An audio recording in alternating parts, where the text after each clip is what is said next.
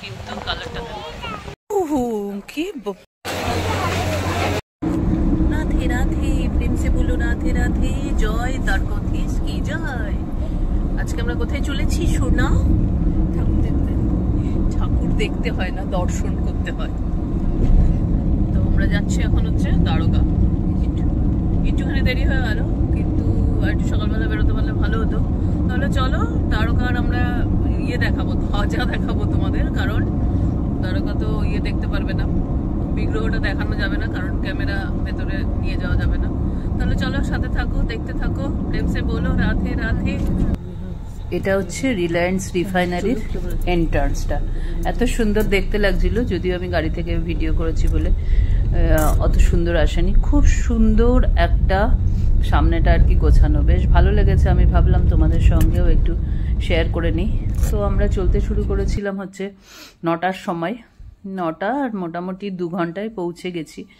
তো যেটা বলার সেটা হলো, এত গ্রিন গুজরাট কিন্তু আমি আগে দেখিনি। আগে সবসময় একটা রুক্ষ রুক্ষ সূক্ষ্ম সূক্ষ্মই দেখেছিলাম। যাই হোক, গুজরাটে আরেকটা জিনিসও দেখে ভীষণ ভালো লাগলো। এখানে কিন্তু বড় বড় কোম্পানি, ইন্ডাস্ট্রি আছে, যার জন্য অনেক লোক এখানে কাজ করছে। এটা কিন্তু আমাদের দেখে ভালো লাগলো। আমাদের ওয়েস্ট বেঙ্গলের যারা নেতামন্ত্রী আছেন তাদের অবশ্যই এগুলো দেখা উচিত, যে গুজরাটে রিফাইনারি একটা দুটো না, 3-4টে রিফাইনারি এই জামনগরের কাছাকাছি আছে। তো তাই জন্য, আর গুজরাটে আরেকটা জিনিসও ভালো লাগলো, যেটা হচ্ছে পার্স দিয়ে দেখলাম প্রচুর প্রচুর করেছে, বট গাছ লাগিয়েছে, এবং সেটা যেমন তেমন করে লাগায়নি, খুব সুন্দর করে প্রোটেক্ট যাতে থাকে, যাতে কোনো গরু টরু খেয়ে নিতে না পারে, সেইভাবে লাগিয়েছে। গোসাই থাকলে যেমন আমাদের একটা খাওয়ার চিন্তা ভাবনা থাকে, আমরা এখানে খাওয়া দাওয়া করিনি, একবারে টান টান সোজা মন্দিরে পৌঁছে গেছি। চলে এসছি আমরা দ্বারকানগরী, 2 ঘন্টা লাগলো। চলো দেখতে থাকি। এইটুকু ধ্বজায় দেখানো যাবে, ভেতরে কিন্তু দেখানো যাবে না। চলো রাধে রাধে বল, জয় দ্বারকাধীশ কি জয়, দ্বারকাধীশ কি জয়। দ্বারকার মন্দিরটা হচ্ছে গোমতী নদী আর আরব সাগরের মিলনস্থলে হয়েছে। এখানে একটু জায়গাটা একটু কনজাস্টেড বলে মন্দিরের চূড়াটায় শুধু দূর থেকে দেখা যায়, আর বাকি মন্দিরটা দেখা যায় না। আর মন্দিরের ভেতরটা দেখানোর কোনো প্রশ্নই নেই। প্রচুর মানুষের ভিড় হয়, প্রচুর মানুষের ভিড় হয় অনেক দূর দিগন্ত থেকে। আমি আগেও একবার দর্শন করেছি, এবারও দর্শন করলাম। মানুষজন আসে মোটামুটি অল ইন্ডিয়া থেকে। এখানে জুতো আর মোবাইল আর জায়গা আছে। যাই হোক, মোবাইল দর্শন আজকে একটু ভিড় ছিল, কারণ আমরা আজকে যদি সেবার জন্য কিছু পরে এসেছি, তাই জন্য। এই যে মন্দিরের চূড়া দেখা যাচ্ছে, দেখো মন্দিরটা একটু দর্শন করালে তো সবাই দেখতে পারে, এই যে দেখা যাচ্ছে। যাই হোক, ট্রেন করে দেখাতে হবে। গোমতী নদীতে গেছিলাম, তখন ফোন ছিল না, ফোনটা হচ্ছে এখানে রাখা ছিল, তাই জন্য দিয়ে করে চলে এসেছি। এখন চলো দেখি কি করি। প্রচুর দোকান আছে, যেমন সমস্ত ধর্মস্থানের বাইরে থাকে গোপালের জামা, ঠাকুরের জামা। আর এখানে যেহেতু দ্বারকাধীশের মন্দির, তো সবই গোপাল কেন্দ্রিকই বিক্রি টিক্রি হচ্ছে। তো আমাদের গোপালের জন্য একটা এই দ্বারকার প্যাটার্নের একটা জামা কেনা হলো, বড় গোপালের জন্য কেনা হয়েছে। ওই সাইজটা ওখানে ছিল না, তারপরে ওখান থেকে নেওয়া হলো। এখানে প্রচুর গুজরাটি, রাজস্থানীরাও প্রচুর আসে, কারণ রাজস্থান থেকে এটা কিন্তু ভীষণই কাছে। তারপরে পেয়ে গেছিলো আমাদের প্রচণ্ড খিদে, তাই জন্য আমরা চলে গেলাম হচ্ছে খেতে। হ্যাঁ, এখানে প্রচুর গুজরাটি খাবার পাওয়া যাচ্ছিলো, কিন্তু আমার তখন মনে হলো না, আমি এটাই খাবো। গুজরাটি খাবারগুলো কিন্তু ভালোই লাগে, কয়েকটা কিন্তু বেশ ভালো লাগে, সেগুলো যদি গরম গরম থাকে। তো আমি তো আর ভিডিও করতে ছাড়ি না। ওখান থেকে খাওয়া দাওয়ার পরে এই গোমতী রিভারকে নমস্কার করে, দ্বারকার ধ্বজা নমস্কার করে আমরা আবার চলে দোকানে। এই কয়েকটা জিনিসপত্র আসলে না কিনলে হয় না, কোথাও গেলে মনে হয় একটু খুশি করে মার্কেটিং করাটা একটা আমাদের স্বভাব হয়ে গেছে।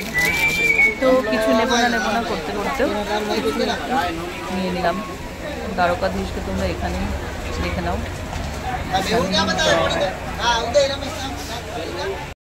এমনিতে বাড়িতে ঘরে জায়গা নেই, তার মধ্যে আবার এত ঠিক আছে, হ্যাঁ তরুণ প্যাকেটের মধ্যে সব কিছু আছে মার্কেটিং।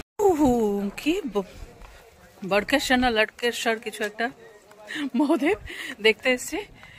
এখন হচ্ছে অক্টোবর মাস আজকে, তবু যে কি যে রোদের প্রচন্ড তেজ, সমুদ্র মানে দাঁড়ানো যাচ্ছে না একদম। তাই জন্য আমি এটা পুরো ঘুমটা টুমটা দিয়ে চলে এসেছি। চলো মন্দিরটা একটু দূর থেকে দেখে নিই। এটা হচ্ছে সমুদ্রের মাঝখানে মন্দির, চারিদিকে সমুদ্র। চলো একবার দেখে নিই। এই যে মন্দিরটা হচ্ছে এখানে, এইটা হচ্ছে শিবলিঙ্গ, আর চারিদিকে হচ্ছে সমুদ্র। এটা হচ্ছে অ্যারাবিয়ান সি, তোমরা জানো গুজরাটের অ্যারাবিয়ান সি। এখানকার কিন্তু সমুদ্রের কালারটা really it's very clean and beautiful. সমুদ্রের পাড়ে চলে এসেছি তো বেশ হাওয়া লাগছে, তাই জন্য ওই এতক্ষণ যে গরমটা লাগছিল সেই গরমটা কিন্তু আর লাগছে না। দেখো কি সুন্দর, কি সুন্দর, কি সুন্দর। এর আগেবার এসেছিলাম আমি আর গোসাই, এবার এসছি আমি আর গোসাইয়ের মেয়ে ছোট হিটলারের সঙ্গে। দেখবে ছোট হিটলারকে? চলো দেখি। ছোট হিটলার এসে, এটা কি ব্লডকেশ্বর না বটকেশ্বর কি বলছে? হ্যাঁ চলো কাছ থেকে দেখে নিই, শিব দর্শন করে নিই। আমরা যখন এসেছিলাম তখন কাজ হচ্ছিল মনে হয়, তাই জন্য শিব দর্শন করা যায়নি।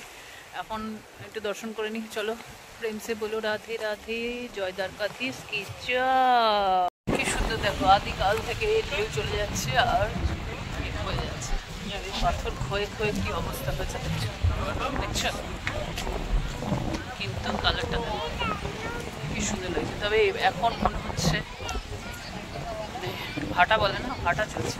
আমরা যখন এসেছিলাম তখন ঢেউগুলো যেন অসম্ভব অসম্ভব নৃত্য করছিল, এখন একটু তুলনামূলক কম হচ্ছে।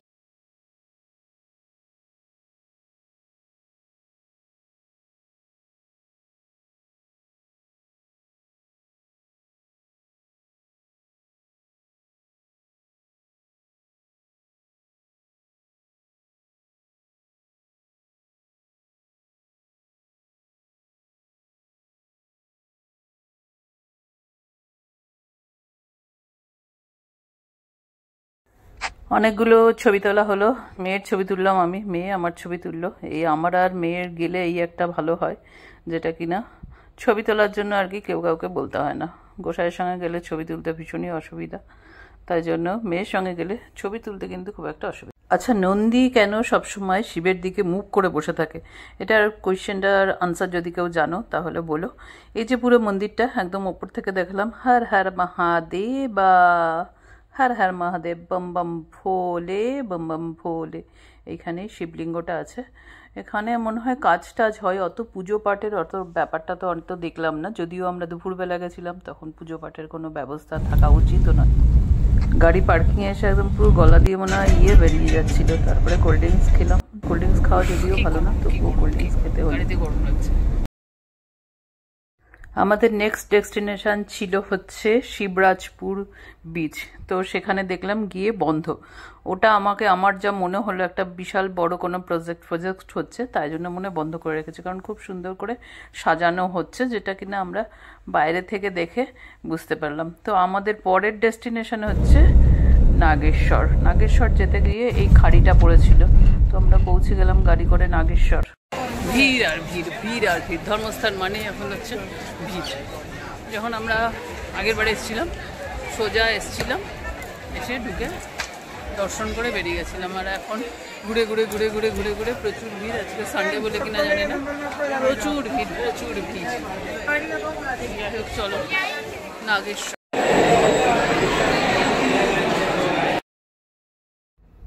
দ্বাদশ জ্যোতির্লিঙ্গের একটা লিঙ্গেশ্বর হচ্ছেন নাগেশ্বর মহারাজ।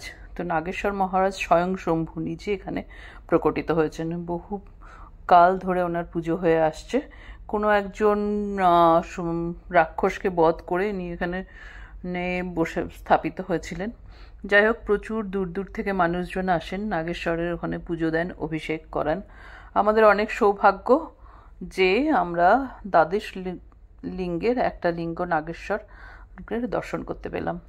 আমি নিয়ে এসেছিলাম হচ্ছে মোমের বাতি দ্বারকাতে দেবো বলে, কিন্তু গাড়িটা এতটাই দূরে ছিল পার্কিংয়ে যে সেখানে আর মন্দিরে দিতে পারেনি। আমি মেয়েকে বললাম চল এখানেই দীপগুলো জ্বালিয়ে দিই। তো বাইরে বেরিয়ে এসে একটা ওখানে আছে হচ্ছে শিব পার্বতীর একটা স্ট্যাচু, আমি বললাম এখানেই তুই ইয়েগুলো দীপগুলো জ্বালিয়ে দে। তাই জন্য দামোদর মাস চলছে যেহেতু দীপ দান করা ভালো, সে তুমি যে ভগবানকেই দাও, দীপ তো দীপই হয়, ভগবান তো ভগবানই হয়। সেই জন্য মেয়ে এখানে যতগুলো ছিল সব কটায় নিয়ে জ্বালিয়ে দিচ্ছিল, আর আমি হচ্ছে ভিডিও করছিলাম।